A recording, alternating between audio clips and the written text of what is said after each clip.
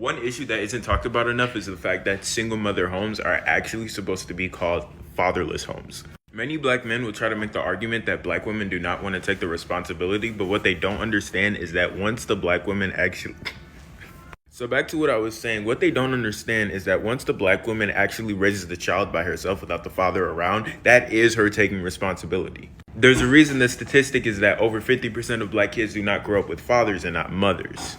Only highlighting the fact that the mother is a single mother instead of turning your attention to the fact that the father still hasn't taken responsibility for his own action kind of just gives him an excuse to not be there. Because realistically speaking, there's actually no reason for you to not take care of your child.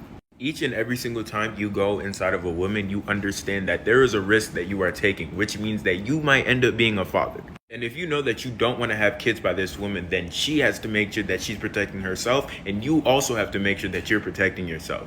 Whether that means wearing a condom, getting a vasectomy, or even getting female condoms, at the end of the day, contraceptives exist and people need to use them. To understand this risk and then completely neglect the child that you brought into this world is probably the most selfish thing you can do as a human being. We know this is generational trauma. It's happened to you, your dad, your grandpa, and it's across many different generations. Because this is generational, you have to take the time to understand and be aware that just because it happened to you does not mean that you can do it to someone else. Once you understand this, you surround yourself with people who also understand and have the same mentality as you, thus creating a culture that breaks generational curses. Now, of course, we know that mistakes are always going to happen. We can't control it, but what we can control is minimalizing the amount of mistakes that happen.